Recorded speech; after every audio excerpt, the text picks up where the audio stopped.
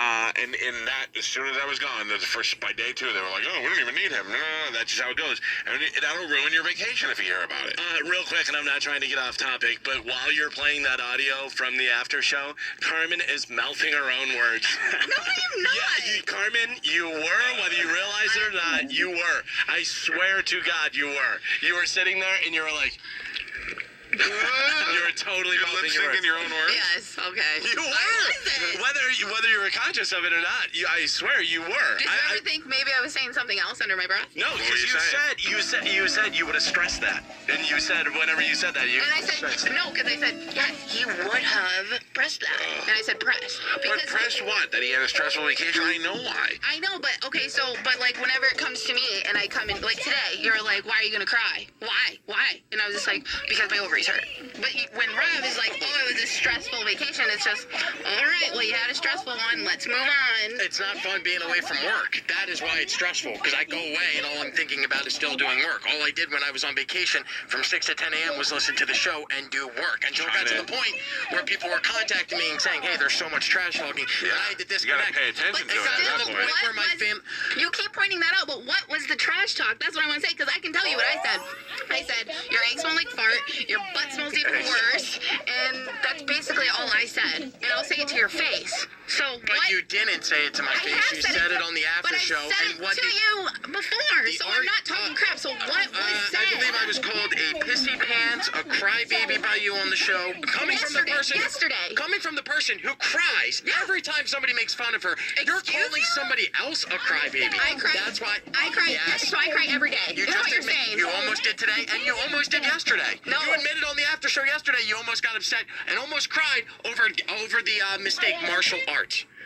And today you just admitted that you cried, but yet you have the balls to come at me. Carmen, you have no idea what goes on in my life, so you have no room to talk. What goes on in my life? I don't have room to talk either. I don't come at you. You don't? do. Really? You don't? You do. When we all- You come at everyone. Dude, On the air, yes, let's do this, man. Let the fakest human being in the world. Go ahead. Let's hear about this.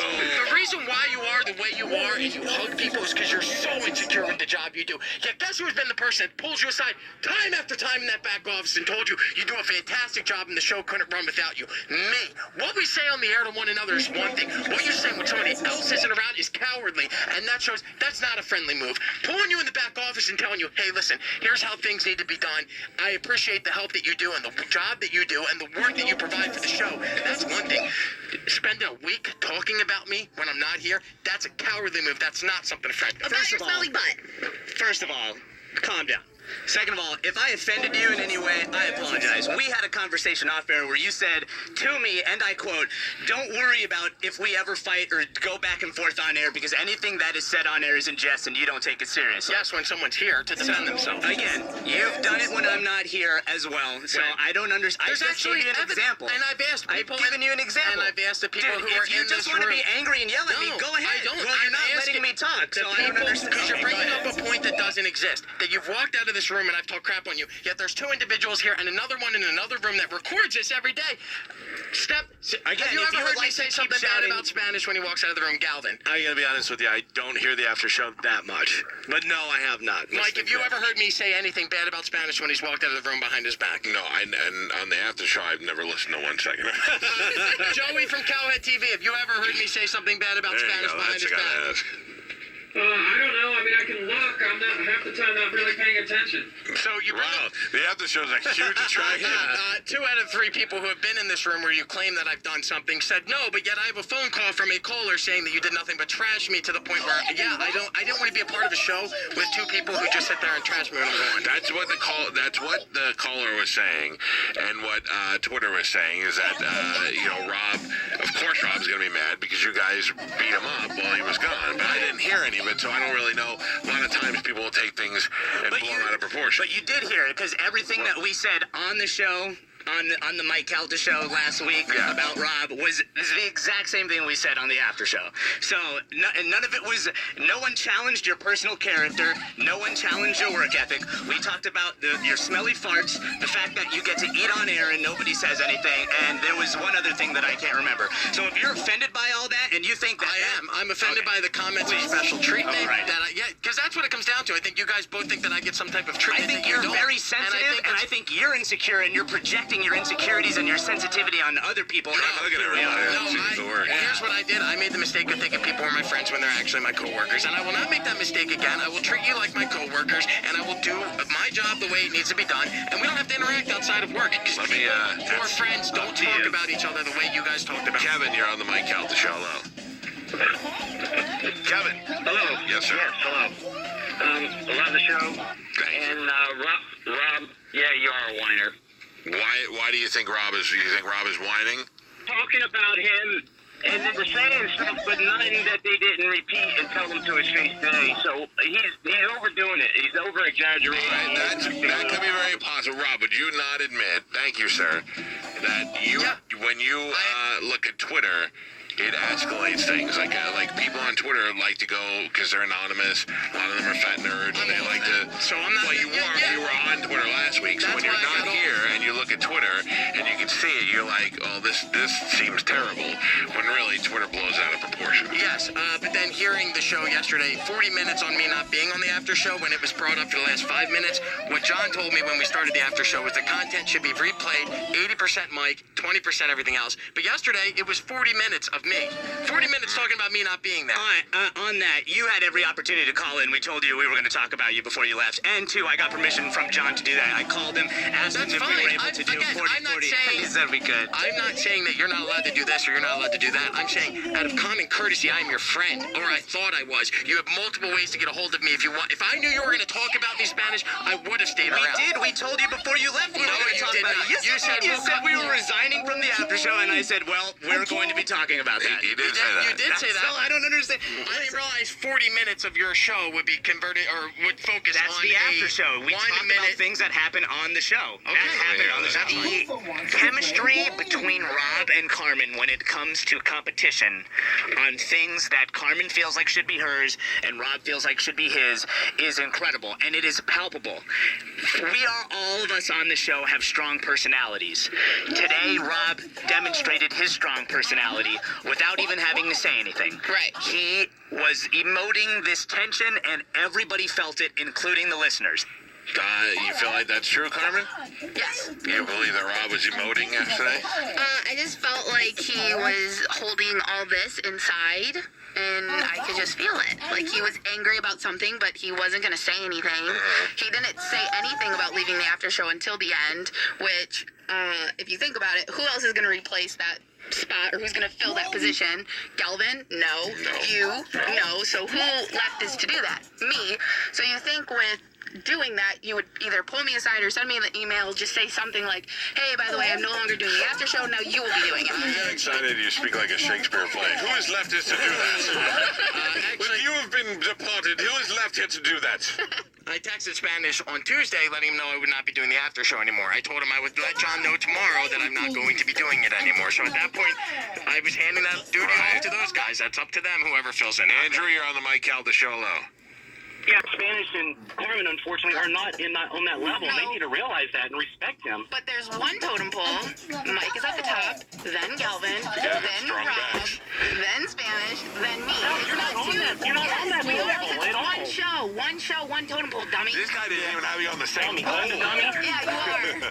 Thank you, Andrew. That guy didn't even have you on the same totem pole. And I would like to say I do talk to Rob I do talk to John Brennan that way. I still talk to John Brennan that way, even though he is our program director and is in charge of this whole station. I go in and tell him he has a smug face whenever. And he knows I go that in there and I rub his back. And I tell him that he looks handsome. I know how to do it, right?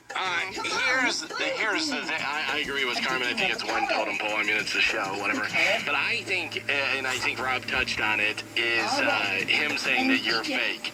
Here's the problem that I see with that is when Rob came in, you must admit, when Rob came in, you wanted that job. Yeah. Okay. We talked about it. Right, so there was a little bit of, I'm sure, who's this guy, he's coming in type of thing.